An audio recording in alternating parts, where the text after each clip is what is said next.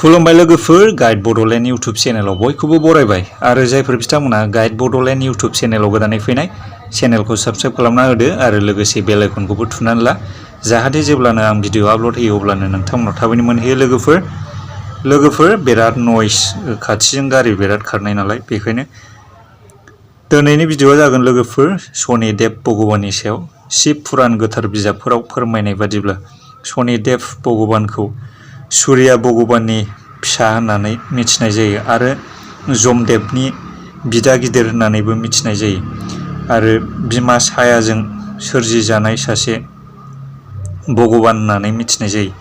हिन्दु धोरोमनि गोथार शास्त्र बिजाबफोराव फोरमायनाय बादिब्ला शनि भगबानखौ 9 नवग्रहनि गाहाय बिगोमा होननानैबो मिथिनाय जायो आरो बिथांखौनो सुबुं माहारिनि दाय मावनाय एबा पाप मावनायखौ बिजिरनानै साजा होग्रा एबा बिजिरनानै साजा होगिरि भगबान होननानैबो हिन्दु धोरोमनि शास्त्र बिजाबाव फोरमायनाय दं। भगबानखौ हिन्दु धोरोम शास्त्रआव फोरमायनाय बादिब्ला जोबोद रागा खरा होननाबो मिथिनाय जायो आरो बिथांखौ पाप हाबा मावोब्ला थाबैनो बिजिरनानै साजा होयो होननानैबो हिन्दु धोरोमनि सुबुंफोरा फोथायो। शनिदेव भगबानखौ धोन सम्पति सोरजिनायाव हेफाजाब होगिरि होननानैबो मिथिनाय जायो। लोगोफोर दिनैनि भिडिअखौ बिदिब्ला एबा दिनैनि भिडिअनि गाहाय आयदाखौ बिदिब्ला सावरायनोसै शनिदेव भगबानखौ जोङो माबोरै फुजा होयोब्ला गोजोन होनो हायो बिनि बादै बिदिब्ला लोगोफोर आं फारि फारि नोंथांमोननो फोरमायलांनोसै।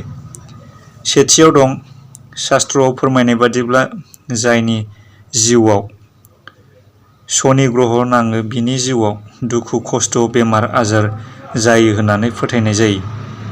शनिदेव भगबाननि मुङाव शनिबार गोथार बारियाव लहानि रिं एबा लहानि आसान दान होयोब्ला दुखु खस्थ' बेमार आजारनिफ्राय उदां जायो होननानै शास्त्रआव फोरमायनाय दं।